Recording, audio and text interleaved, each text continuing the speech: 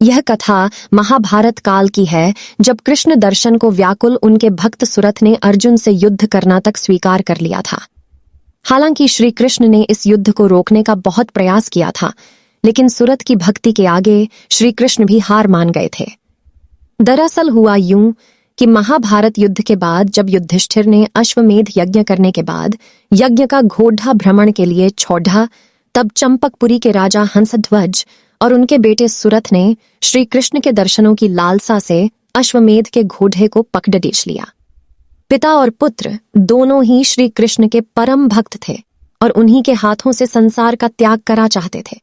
इसी कारण से घोड़े को पकड़ने के बाद उन्होंने युद्ध की ललकार पांडवों के कानों तक पहुंचाई, जिसे सुन अर्जुन अपनी विशाल सेना समेत युद्ध के लिए निकल पड़े। जब युद्ध के मैदान में श्री कृष्ण ने अर्जुन और सुरथ को आमने सामने देखा तो वह विचलित हो गए। हालांकि यह एक भगवान का अपने भक्त की इच्छा पूर्ण करने का तरीका था। श्री कृष्ण को अर्जुन के साथ देख सुरथ अत्यंत भावुक हो गए। श्री कृष्ण ने भी अपने भक्त के हाव भाव और उसकी भक्ति पहचान ली है और अर्जुन को युद्ध से लेकर लौटने लगे। अर्जुन को कुछ समझ नहीं आ रहा था कि यह क्या हो रहा है और क्यों कृष्ण उन्हें सुरथ से युद्ध नहीं करने देना चाह रहे हैं।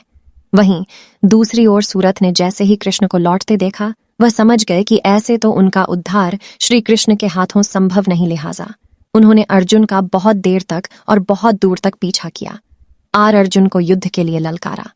ललकार सुन अर्जुन रोक न सके खुद को और भीषण युद्ध आरंभ हुआ, जिसके बाद अर्जुन ने सुरथ का शीश ढड्डा से अलग कर दिया। मरते समय सुरथ ने कृष्ण को प्रणाम किया और कहा कि प्रभु, मैं भाग्यशाली हूं जो आपके सामने मृत्यु को प्राप्त हो रहा हूं। श्री कृष्ण ने सुरथ को आशीर्वाद दिया और युद्ध भूमि में अपने भक्त का शीश काफी समय तक गोद में लेकर बैठे रहे। फिर अर्जुन के टोकने पर उन्होंने अपने भक्त के शीश को सम्मान सहित उनके राज्य महल पुनः भेजा दिया। ये थी श्री कृष्ण और उनके भक्त सुरथ की कथा। आपका इस बारे में क्या ख्याल है? हमें कमेंट बॉक्स में जरूर बताएं। इसमें